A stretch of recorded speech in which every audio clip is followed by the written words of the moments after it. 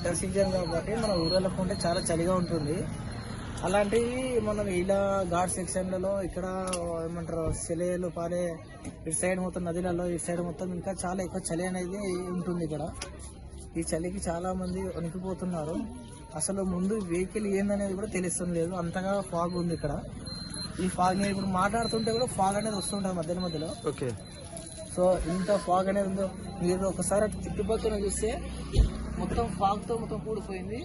But అక్కడ మొత్తం పంట పొలాలు ఉన్నాయి, బట్ అక్కడ మనకేం కనిపించట్లేదు అటైనా ఇటైనా. సో గవర్నమెంట్ ఏమైనా వసతులు ఏమైనా అరేంజ్ చేస్తున్నారు? గవర్నమెంట్ నుంచి అయితే పెద్దగా ఎక్స్పెక్ట్స్ అనేది చేయకూడదు. లిమిటెడ్గా అయితే వస్తుంది మనకి. ఏమేమి ఇస్తున్నారు? లిమిటెడ్గా మనకి చిన్న పిల్లలకు వచ్చేసి మెయిన్గా పాలు ఇస్తున్నారు, అన్లిమిటెడ్గా పాలు ఇస్తున్నారు. వాటర్ బాటిల్స్ లో మనకి ఎన్ని పాలు కావాలనుకుంటే అన్ని పాలు ఇస్తున్నారు. అండ్ ఫుడ్ విషయంలో వచ్చేసి అక్కడక్కడ కొందరు మనకి ఫుడ్ అనేది కొందరు ఇట్లా మనకు ప్రొవైడ్ చేస్తున్నారు. గవర్నమెంట్ నుంచి కూడా మనకు కొద్దిగా ఫుడ్ అనేది కూడా వస్తుంది. సో ఫుడ్ విషయంలో టెన్షన్ తీసుకోవాల్సిన అవసరం లేదు.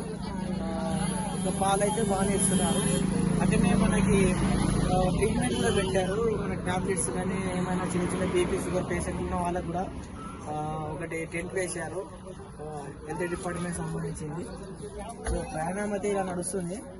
ఇప్పుడు మార్నింగ్ లేచిన తర్వాత ఇప్పుడు వాక్ చేసుకోవాలన్నా, ముఖం కడుక్కోవాలన్నా, కాళ్ళు కడుక్కోవాలన్నా, ఒకవేళ బయటకి వెళ్ళాలన్నా, టాయిలెట్స్కి వెళ్ళాలన్నా ఇక్కడ అలాంటి పరిస్థితులు ఇక్కడ ఏం లేవు.